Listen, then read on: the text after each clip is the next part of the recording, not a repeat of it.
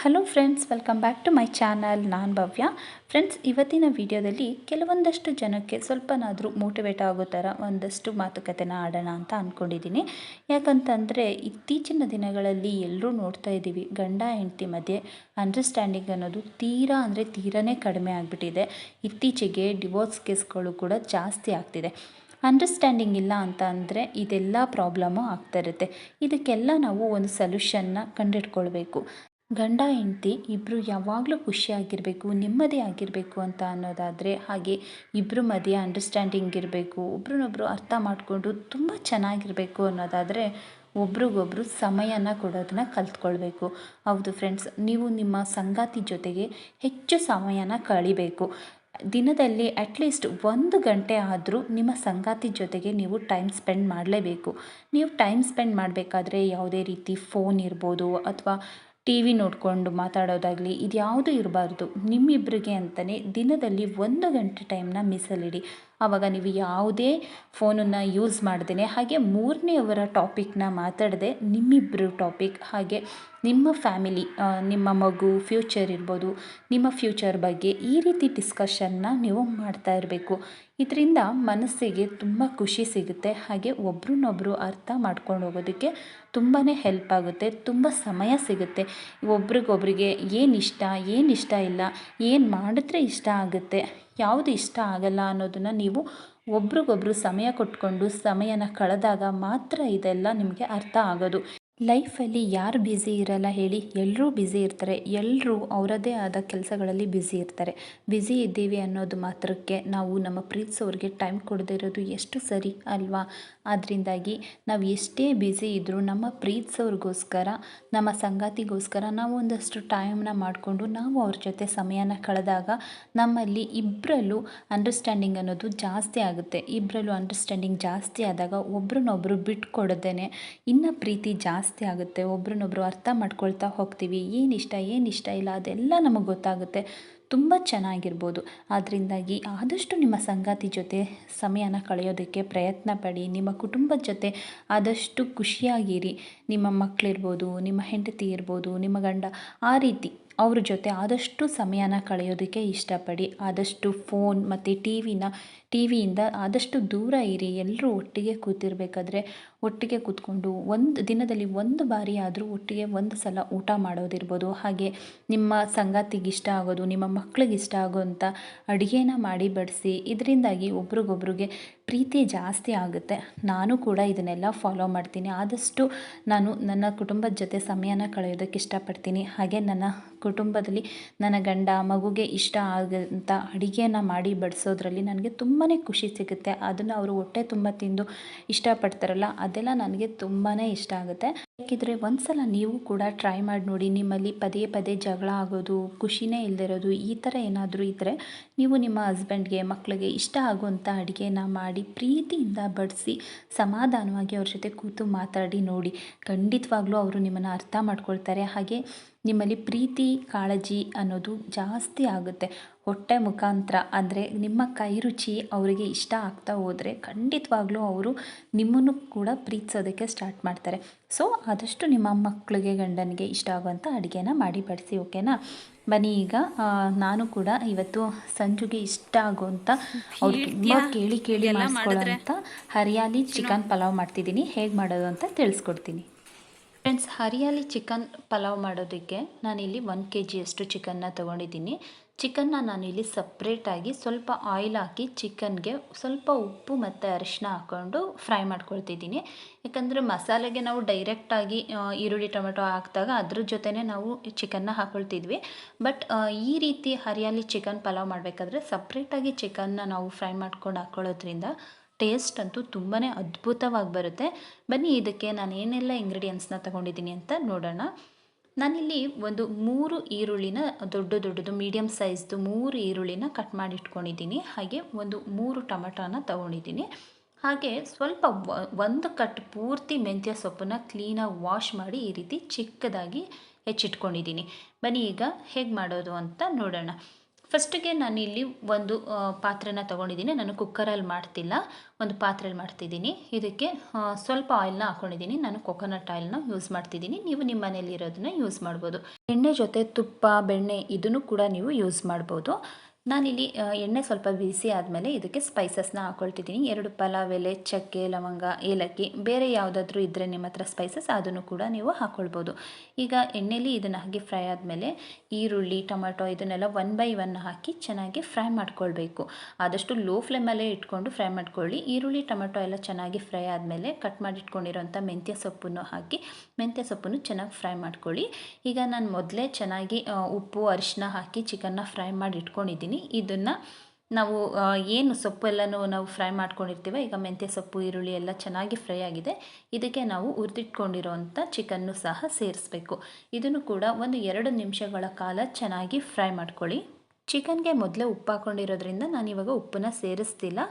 ನೀವು ಬೇಕಿದ್ರೆ ಉಪ್ಪು ಕಡಿಮೆ ಇದ್ದರೆ ಮಸಾಲೆ ಜೊತೆ ಸ್ವಲ್ಪ ಸೇರಿಸ್ಕೊಳ್ಬೋದು. ಬನ್ನಿ ಈಗ ಇದಕ್ಕೆ ಏನೆಲ್ಲ ಮಸಾಲೆಯನ್ನು ತೊಗೊಂಡಿದ್ದೀನಿ ಅಂತ ನೋಡೋಣ. ನಾನಿಲ್ಲಿ ಒಂದು ದೊಡ್ಡ ಬೆಳ್ಳುಳ್ಳಿ, ಹಾಗೆ ಸ್ವಲ್ಪ ಶುಂಠಿ, ಹಾಗೆ ಖಾರಕ್ಕೆ ತಕ್ಕಷ್ಟು ಹಸಿಮೆಣಸಿನಕಾಯಿ, ಸ್ವಲ್ಪ ಚಕ್ಕೆ, ಲವಂಗ, ಹಾಗೆ ಕೊತ್ತಂಬರಿ ಸೊಪ್ಪು, ಒಂದು ಅರ್ಧ ಕಟ್ಟಷ್ಟು ಕೊತ್ತಂಬರಿ ಸೊಪ್ಪನ್ನ ತೊಗೊಂಡಿದ್ದೀನಿ. ಹಾಗೆ ಒಂದು ಅರ್ಧ ಕಟ್ಟಷ್ಟು ಪುದೀನ ಸೊಪ್ಪನ್ನ ತೊಗೊಂಡಿದ್ದೀನಿ. ಸ್ವಲ್ಪ ಕ್ವಾಂಟಿಟಿ ಜಾಸ್ತಿನೇ ಇರಲಿ. ಹಾಗೆ ಸ್ವಲ್ಪ ತೆಂಗಿನಕಾಯಿನ ತೊಗೊಂಡಿದ್ದೀನಿ. ಇದಿಷ್ಟನ್ನು ಹಾಕ್ಕೊಂಡು ನಾವು ರುಬ್ಕೊಳ್ಬೇಕು. ಬನ್ನಿ ಈಗ ರುಬ್ಕೊಳ್ಳೋಣ. ನೋಡಿ, ನಾನು ಈ ರೀತಿ ರುಬ್ಕೊಂಡಿದ್ದೀನಿ. ಈಗ ಚಿಕನ್ ಕೂಡ ಚೆನ್ನಾಗಿ ಫ್ರೈ ಆಗಿದೆ. ಅದಕ್ಕೆ ಮಸಾಲೆನ ಸೇರಿಸಿ, ಮಸಾಲೆಲೂ ಕೂಡ ಒಂದು ಸ್ವಲ್ಪ ಹಸಿ ವಾಸನೆ ಎಲ್ಲ ಹೋಗಬೇಕು. ಮಸಾಲೆದು ಹಸಿ ಸ್ಮೆಲ್ಲೆಲ್ಲ ಹೋಗೋ ತನಕ ಚೆನ್ನಾಗಿ ಒಂದು 2 ನಿಮಿಷಗಳ ಕಾಲ ಚೆನ್ನಾಗಿ ಫ್ರೈ ಮಾಡ್ಕೊಳ್ಳಿ. ಅದಾದಮೇಲೆ ನೀವು ಅಕ್ಕಿನ ಎಷ್ಟು ತೊಗೊಂಡಿದ್ದೀರೋ ಅದ್ರ 2ರಷ್ಟು ನೀರನ್ನು ತಗೊಳ್ಳಿ. ನಾನಿಲ್ಲಿ 2 ಗ್ಲಾಸ್ ಅಕ್ಕಿನ ತೊಗೊಂಡಿದ್ದೀನಿ. ಅದರಿಂದ 4 ಗ್ಲಾಸಷ್ಟು ನೀರನ್ನ ಹಾಕ್ಕೊಳ್ತಿದ್ದೀನಿ. ಹಾಗೆ ನಿಮಗೆ ಏನಾದರೂ ಉಪ್ಪು ಕಡಿಮೆ ಇದೆ ಅಂತಂದರೆ ಈ ಹಂತದಲ್ಲಿ ಇನ್ನೊಂದು ಸ್ವಲ್ಪ ಉಪ್ಪನ್ನ ನೋಡಿ ಹಾಕ್ಕೊಳ್ಬೋದು. ಹಾಗೆ ಲಾಸ್ಟಲ್ಲಿ ಕುದಿ ಬರಬೇಕಾದ್ರೆ ನಾನು ಒಂದು ಅರ್ಧ ನಿಂಬೆಹಣ್ಣನ್ನು ಹಾಕ್ಕೊಳ್ತಿದ್ದೀನಿ. ಟೇಸ್ಟು ತುಂಬ ಚೆನ್ನಾಗಿರುತ್ತೆ ನಿಂಬೆಹಣ್ಣು ಹಾಕೋದ್ರಿಂದ. ನೀರು ಚೆನ್ನಾಗಿ ಕುದಿ ಬಂದಮೇಲೆ ಇವಾಗಲೇ ನಾನು 2 ಸಲ ವಾಶ್ ಮಾಡಿ ಇಟ್ಕೊಂಡಿರೋಂಥ ಅಕ್ಕಿನ ಸೇರಿಸಿ ಐ ಫ್ಲೇಮಲ್ಲಿ ನಾವು ಒಂದು 5ರಿಂದ 6 ನಿಮಿಷ ಐ ಫ್ಲೇಮಲ್ಲೇ ಈ ರೀತಿ ಒಂದು ಸಲ ಚೆನ್ನಾಗಿ ತಿರುವಿ ಬೇಯಿಸ್ಕೊಳ್ಬೇಕು. ಒಂದು 5ರಿಂದ 6 ನಿಮಿಷ ಆದಮೇಲೆ ಲೋ ಫ್ಲೇಮ್ ಮಾಡಿ ಒಂದು ಸಲ ಚೆನ್ನಾಗಿ ಈ ರೀತಿ ತಿರುವಿ ಲಿಡ್ಡನ್ನ ಕ್ಲೋಸ್ ಮಾಡಿ ಒಂದು 5ರಿಂದ 6 ನಿಮಿಷ ಮತ್ತು ಲೋ ಫ್ಲೇಮಲ್ಲೇ ನಾವು ಅದನ್ನು ಬೇಯಿಸ್ಕೊಳ್ಬೇಕು. ಇವಾಗ ಬನ್ನಿ ನೋಡೋಣ ಹರಿಯಾಲಿ ಚಿಕನ್ ಪಲಾವ್ ಹೇಗಾಗಿದೆ ಅಂತ. ಫ್ರೆಂಡ್ಸ್, ನೋಡ್ತಿರ್ಬೋದು ನೀವು, ತುಂಬ ಅಂದರೆ ತುಂಬಾ ಚೆನ್ನಾಗಿ ಬಂದಿತ್ತು. ಹರಿಯಾಲಿ ಚಿಕನ್ ಪಲಾವ್ ಆಗಿರೋದ್ರಿಂದ ಫುಲ್ಲು ಗ್ರೀನಾಗಿ ತುಂಬಾ ಚೆನ್ನಾಗಿ ಬಂದಿತ್ತು. ಟೇಸ್ಟ್ ಅಂತೂ ತುಂಬ ಅಂದರೆ ತುಂಬಾ ಚೆನ್ನಾಗಿರುತ್ತೆ. ಸಂಜೆಗೆ ಸಿಕ್ಕಾಪಟ್ಟೆ ಇಷ್ಟ. ಅವರಂತೂ ಹರಿಯಾಲಿ ಚಿಕನ್ ಪಲಾವ್ ಮಾಡು, ಅದು ಟೇಸ್ಟು ತುಂಬ ಚೆನ್ನಾಗಿರುತ್ತೆ ಅಂತ ಹೇಳ್ತಿರ್ತಾರೆ. ಯಾಕಂದರೆ ನಾವು ಚಿಕನ್ನ ಸಪ್ರೇಟಾಗಿ ನಾವು ಫ್ರೈ ಮಾಡಿ ಹಾಕೋದ್ರಿಂದ ಈ ಟೇಸ್ಟು ಸ್ವಲ್ಪ ಜಾಸ್ತಿನೇ ಆಗುತ್ತೆ. ತುಂಬ ಚೆನ್ನಾಗಿರುತ್ತೆ. ನೀವು ಒಂದು ಸಲ ಈ ಚಿಕನ್ ಪಲಾವ್ನ ಟ್ರೈ ಮಾಡಿಬಿಟ್ಟು ಹೇಗೆ ಬಂದಿತ್ತು ಅಂತ ತಿಳಿಸಿ. ತುಂಬ ಅಂದರೆ ಡೆಫಿನೆಟ್ಲಿ ತುಂಬ ಇಷ್ಟಪಡ್ತಾರೆ ಮನೇಲಿ ಎಲ್ಲರೂ. ಗೆಸ್ಟ್ ಯಾರಾದರೂ ಬಂದಾಗ ಈ ರೀತಿ ಹರಿಯಾಲಿ ಚಿಕನ್ ಪಲಾವ್ನ ಒಂದು ಸಲ ಮಾಡಿಕೊಡಿ. ಅವರು ತುಂಬ ಇಷ್ಟಪಟ್ಟು ತುಂಬ ಚೆನ್ನಾಗಿದೆ, ನಾವು ಒಂದು ಸಲ ಟ್ರೈ ಮಾಡ್ತೀವಿ ಅಂತ ಹೇಳ್ತಾರೆ. ಓಕೆ ಫ್ರೆಂಡ್ಸ್, ಈಗ ನಾವು ಕೂಡ ಬ್ಯಾಟಿಂಗ್ನ ಸ್ಟಾರ್ಟ್ ಮಾಡ್ತೀವಿ. ಇದಾದ ಮೇಲೆ ನಾನು ವ್ಲಾಗ್ನ ಕಂಟಿನ್ಯೂ ಮಾಡ್ತೀನಿ. ಓಕೆ ಫ್ರೆಂಡ್ಸ್, ಊಟ ಎಲ್ಲ ಆಯಿತು. ಊಟ ಆದಮೇಲೆ ಸ್ವಲ್ಪ ಕೆಲಸ ಇತ್ತು. ಚಿನ್ನುಗೆ ಸ್ಕೂಲಿಂದ ಒಂದು ಪ್ರಾಜೆಕ್ಟ್ ವರ್ಕ್ ಕೊಟ್ಟಿದ್ದರು. ಸೊ ಅದರಿಂದ ಮಾಡೋಣ ಅಂತ ಬಂದೆ. ಇಲ್ಲಿ ನಾನು ಮೆಂತ್ಯ ಕಾಳನ್ನು ಸ್ವಲ್ಪ ಮೊಳಕೆ ಕಟ್ಟಿ ಇಟ್ಟಿದ್ದೀನಿ. ಯಾಕಂದರೆ ಅವನಿಗೆ ಪ್ಲ್ಯಾಂಟ್ ಹೇಗೆ ಗ್ರೋ ಆಗುತ್ತೆ ಅನ್ನೋದನ್ನು ಒಂದು ಪ್ರಾಜೆಕ್ಟ್ ವರ್ಕ್ ಕೊಟ್ಟಿದ್ದಾರೆ. ಒಂದು ಬಾಕ್ಸಲ್ಲಿ ಮಾಡ್ಕೊಂಡು ಬನ್ನಿ ಅಂತ ಹೇಳಿ. ಸೊ ಅದರಿಂದಾಗಿ ನಾನು ಈ ರೀತಿ ಒಂದು ಸೋಪ್ ಬಾಕ್ಸ್ ಇತ್ತು, ಅದನ್ನು ತಗೊಂಡು ಈ ರೀತಿ ಒಂದು ಚಿಕ್ಕದಾಗಿ ಹೋಲ್ ಮಾಡಿ ಇಟ್ಕೊಂಡಿದ್ದೀನಿ. ಯಾಕಂದರೆ ಗಿಡಗಳೆಲ್ಲ ಕೊಳೆಯಬಾರ್ದು ಅನ್ನೋ ಒಂದು ಕಾರಣಕ್ಕೆ. ಹಾಗೆ ಮಣ್ಣು ಕೂಡ ಇಲ್ಲೇ ನಮ್ಮ ಮನೆ ಹತ್ರ ಇದ್ದಂಥ ಮಣ್ಣನ್ನೆಲ್ಲ ನೀಟಾಗಿ ಸ್ವಲ್ಪ ಚೆನ್ನಾಗಿರೋಂಥದ್ದನ್ನ ನೋಡಿ ತಗೊಂಡು ಬಂದು ಇಟ್ಕೊಂಡಿದ್ದೀನಿ. ಓಕೆ ಬನ್ನಿ, ಇವಾಗ ಹೇಗೆ ಮಾಡ್ತೀವಿ ಈ ಪ್ರಾಜೆಕ್ಟ್ ವರ್ಕ್ನ ಅಂತ ನೋಡಿ. ನಿಮ್ಮ ಮಕ್ಕಳಿಗೂ ಕೂಡ ಹೆಲ್ಪ್ ಆಗುತ್ತೆ. ಚಿನ್ನು, ಏನಕ್ಕೆ ಮಾಡ್ತಿರೋದು ಹೇಳಿದ್ದು? Project work. ಏನು ಪ್ರಾಜೆಕ್ಟ್ ವರ್ಕು? ಎಕ್ಸ್ಪ್ಲೇನ್ ಮಾಡು. We have to grow the plant and we have to grow and we have to, it will get, when it will grow we have to put the water. Okay, ಮಾಡೀಗ. ಹೆಂಗೆ ಮಣ್ಣು ತುಂಬಿಸ್ಬೇಕು? First ಮಣ್ಣು ಹಾಕೋದ್ರೊಳಗಡೆ first ಪುಟ್ ಈ ರೀತಿ ಇಲ್ಲಿ. ಆಯಿತು, ಪುಟ್ some. ಹೇಳ್ಕೊಡು Sanju. Teacher ತಡಿ wait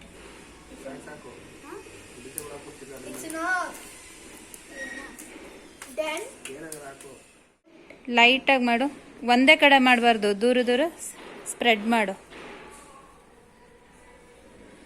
very good. Then you keep the plants. ಇರಿ ತುಂಬ ಬೇಡ, ಜಾಸ್ತಿ ಬೇಡ. Keep the plants inside.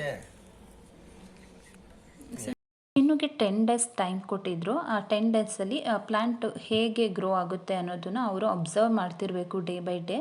So ಅದರಿಂದಾಗಿ ನಾನು ಮೆಂತ್ಯ ಕಾಳನ್ನ ತೊಗೊಂಡೆ. ಅದು ಸ್ವಲ್ಪ ಬೇಗ ಬರುತ್ತೆ ಅಂತ ಹೇಳಿ ಒಂದು ನೈಟ್ ಪೂರ್ತಿ ನೆನೆಸಿ ಅದನ್ನು ಮೊಳಕೆ ಬರೆಸಿ ಹಾಕ್ತಿದ್ದೀನಿ. ಯಾಕಂದರೆ ಬೇಗ ಗಿಡ ಬರುತ್ತೆ ಅನ್ನೋ ಒಂದು ಕಾರಣಕ್ಕೆ. ಮಗನಿಗೆ ಡೈಲಿ ಇದನ್ನು ಅಬ್ಸರ್ವ್ ಮಾಡೋದಕ್ಕೆ ಹೇಳಿದ್ದೀನಿ. ಅದು ಹೇಗೆ ಬೆಳೆಯುತ್ತೆ ಅನ್ನೋದನ್ನು ನೋಡಿ ಕಲ್ತ್ಕೊ ಅಂತ 10 ಡೇಸ್ ಆದಮೇಲೆ ಅವನು ಎಕ್ಸ್ಪ್ಲೇನ್ ಮಾಡಬೇಕಿರುತ್ತೆ. ಚಿನ್ನುಗೆ ಈ ಥರದ್ರಲ್ಲೆಲ್ಲ ತುಂಬಾ ಇಂಟ್ರೆಸ್ಟು. ಅವನು ನಾನು ಟೊಮೆಟೊ ಕಟ್ ಮಾಡಿದಾಗೆಲ್ಲ ಅದ್ರ ಸೀಡ್ಸ್ ಎಲ್ಲ ತೊಗೊಂಡಾಗ ಅವಾಗವಾಗ ಹಾಕ್ತಿದ್ದ. ಅಮ್ಮ ಪ್ಲ್ಯಾಂಟ್ ಬಂದೇ ಇಲ್ಲ ಅಂತ ಬೇಜಾರು ಮಾಡ್ಕೊಳ್ತಿದ್ದ. ಬಟ್ ಈ ಸಲ ಅಂತೂ ತುಂಬಾ ಚೆನ್ನಾಗಿ ಬಂದಿದೆ. ಮುಂದಿನ ವ್ಲಾಗ್ಗಳಲ್ಲಿ ತೋರಿಸ್ತೀನಿ ಹೇಗೆ ಬಂದಿದೆ ಅಂತ, ನೀವು ಕೂಡ ನೋಡಿ. When you keep the plants in the water, they grow.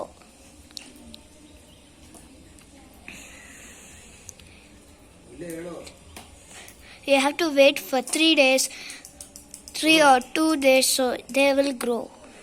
ನಮ್ಮ ಚಿನ್ನು ಫ್ರೆಂಡು ಎಕ್ಸ್ಪ್ಲೇನ್ ಮಾಡ್ತಿದ್ದ ಹೇಗೆ ಬೆಳೆಯುತ್ತೆ ಅಂತೆಲ್ಲ. ಹಾಗೆ ಇನ್ನೂ ಸ್ವಲ್ಪ ಮೆಂತ್ಯಗಳು ಮೊಳಕೆ ಕಟ್ಟಿರೋದು ಇತ್ತು. ಹಾಗೆ ಒಂದು ಖಾಲಿ ಪಾಟ್ ಕೂಡ ಇತ್ತು. ಅದಕ್ಕೆ ಸುಮ್ಮನೆ ಏನಕ್ಕೆ ವೇಸ್ಟ್ ಮಾಡೋದು ಅಂತ ಹೇಳಿ ಮಣ್ಣೆಲ್ಲ ಹೇಗೂ ರೆಡಿ ಇತ್ತಲ್ಲ ಅಂತ ಹೇಳಿ ಹಾಕ್ತಿದ್ದೀನಿ. ಇದು ಕೂಡ ತುಂಬಾ ಚೆನ್ನಾಗಿ ಬಂದಿದೆ. ಮುಂದಿನ ವ್ಲಾಗಲ್ಲಿ ನಾನು ತೋರಿಸ್ತೀನಿ ಹೇಗೆ ಬಂದಿದೆ ಅಂತ. ಒಂದು ಸಲ ನೋಡಿ, ನಿಮಗೂ ಖುಷಿಯಾಗುತ್ತೆ. ನೀವು ಕೂಡ ಮನೇಲಿ ಈಸಿಯಾಗಿ ಈ ಥರ ಆರ್ಗ್ಯಾನಿಕ್ ಆಗಿ ಬೆಳ್ಕೊಳ್ಬೋದು. ನಾನು ಕೂಡ ಅಂದ್ಕೊಂಡಿದ್ದೀನಿ ಮುಂದೆ ಇದೇ ರೀತಿ ಮಾಡ್ಕೊಳ್ಳೋಣ ಅಂತ. ಆರ್ಗ್ಯಾನಿಕ್ ಆಗಿರುತ್ತೆ, ತುಂಬ ಚೆನ್ನಾಗಿರುತ್ತೆ, ತುಂಬ ಹೆಲ್ದಿಯಾಗಿ ತಿನ್ಬೋದು ನಾವು ಕೂಡ. ಬೇರೆ ಕಡೆಯಿಂದ ತರೋದಕ್ಕಿಂತ ನಾವೇ ಬೆಳೆದಿದ್ದು ಅನ್ನೋ ಒಂದು ಖುಷಿ ಇರುತ್ತೆ. ಸೊ ಮುಂದೆ ನಾನು ಈ ರೀತಿ ಮಾಡ್ಕೊಳ್ಳೋಣ ಮನೆಗೆ ಬೇಕಾದಷ್ಟು ಸೊಪ್ಪನ್ನ ಅಂತ ಅಂದ್ಕೊಂಡಿದ್ದೀನಿ. ಓಕೆ ಫ್ರೆಂಡ್ಸ್, ನೋಡಿದ್ರಲ್ಲ, ಇವತ್ತು ಆದಷ್ಟು ನಿಮಗೆ ಒಳ್ಳೊಳ್ಳೆ ವಿಷಯಗಳನ್ನ ತಿಳಿಸೋದಕ್ಕೆ ನಾನು ಪ್ರಯತ್ನ ಮಾಡಿದ್ದೀನಿ. ಈ ವ್ಲಾಗ್ ನಿಮಗೆಲ್ಲ ಇಷ್ಟ ಆಗಿದರೆ ಪ್ಲೀಸ್ ಲೈಕ್ ಮಾಡಿ. ಆದಷ್ಟು ನಿಮ್ಮ ಫ್ರೆಂಡ್ಸ್ ಆ್ಯಂಡ್ ಫ್ಯಾಮಿಲಿ ಜೊತೆ ವೀಡಿಯೋಸ್ನ ಶೇರ್ ಮಾಡಿ. ಹಾಗೆ ಸಬ್ಸ್ಕ್ರೈಬ್ ಮಾಡ್ಕೊಳ್ದೆ ವಾಚ್ ಮಾಡ್ತಿದ್ರೆ ಪ್ಲೀಸ್ ನನ್ನ ಚಾನಲ್ನ ಸಬ್ಸ್ಕ್ರೈಬ್ ಮಾಡ್ಕೊಂಡು ವಾಚ್ ಮಾಡಿ. ಓಕೆನಾ? ಕ್ರಿಸ್ಮಸ್ ದಿನದ ವ್ಲಾಗ್ ಆಗಿತ್ತು. ಕ್ರಿಸ್ಮಸ್ಗೆ 1 ಡೇ ರಜಾ ಇತ್ತು ಚಿನ್ನುಗೆ. ಸೊ ಅದರಿಂದಾಗಿ ಅವನ ಹೊರಗಡೆ ಎಲ್ಲ ಬೆಳಿಗ್ಗೆ ಎಲ್ಲ ಕರ್ಕೊಂಡೋಗಿ ಆಟ ಆಡಿಸ್ಕೊಂಡು ಬಂದಿದ್ದಾಯಿತು ಪಾರ್ಕಲ್ಲಿ. ಹಾಗೆ ಒಂದು ಒಳ್ಳೆ ಅಡುಗೆನ ಮಾಡ್ಕೊಂಡು ಊಟ ಕೂಡ ಮಾಡಿದ್ದಾಯಿತು. ಹಾಗೆ ಅವನ ಪ್ರಾಜೆಕ್ಟ್ ವರ್ಕು ಕೂಡ ಕಂಪ್ಲೀಟ್ ಮಾಡಿ ಕೊಟ್ಟಾಯಿತು. ಹಾಗೆ ಸಂಜೆ ಹೇಳಿದ್ರು, ಇನ್ನು ಟೈಮ್ ಇದೆಯಲ್ಲ, ಸ್ವಲ್ಪ ಬೇಗ ರೆಡಿ ಆಗಿ ಎಲ್ಲಾದರೂ ಔಟ್ಸೈಡ್ ಹೋಗ್ಬಿಟ್ಟು ಬರೋಣ, ಇವತ್ತು ಕ್ರಿಸ್ಮಸ್ ಹೊರಗಡೆ ಎಲ್ಲ ತುಂಬ ಚೆನ್ನಾಗಿ ಸೆಲೆಬ್ರೇಟ್ ಮಾಡ್ತಿದ್ದಾರೆ ಅಂತ. ಇಲ್ಲಿ ನಮ್ಮ ಮನೆ ಹತ್ತಿರದಲ್ಲಿ ಯಾವುದೂ ಚರ್ಚ್ ಇರಲಿಲ್ಲ. ಸೊ ಅದರಿಂದಾಗಿ ಹೊರಗಡೆ ಹಾಗೆ ನೋಡ್ಕೊಂಡು ಬರೋಣ. ಇಲ್ಲಿ ಯಾವುದೋ ಒಂದು ಕೇಕ್ ಶೋ ಇತ್ತು, ಕೇಕ್ ಶೋ ನೋಡೋಣ ಅಂತ ಹೊರಟ್ವಿ. ಬಟ್ ನಮಗೆ ಕೇಕ್ ಶೋಗೆ ಹೋಗೋದಕ್ಕಾಗಲಿಲ್ಲ. ಯಾಕಂದರೆ ನಾವು ಹೋಗೋಷ್ಟರಲ್ಲಿ ಆಲ್ರೆಡಿ ತುಂಬಾ ಕ್ಯೂ ಇತ್ತು. ಅದರಿಂದಾಗಿ ನಾವು ಅಲ್ಲಿಗೆ ಹೋಗಲಿಲ್ಲ, ಬೇರೆ ಕಡೆ ಹೋಗಿಬಿಟ್ಟು ಬಂದ್ವಿ. ಓಕೆ ಫ್ರೆಂಡ್ಸ್, ಈ ವ್ಲಾಗ್ ನಿಮಗೆಲ್ಲ ಇಷ್ಟ ಆಗಿದೆ ಅಂತ ಅಂದ್ಕೊಳ್ತೀನಿ. ಈ ವ್ಲಾಗ್ನ ನಾನು ಇಲ್ಲಿಗೆ ಎಂಡ್ ಮಾಡ್ತಿದ್ದೀನಿ. ಸಿಗೋಣ ಮುಂದಿನ ವಿಡಿಯೋದಲ್ಲಿ. Until then take care, bye. Thank you for watching.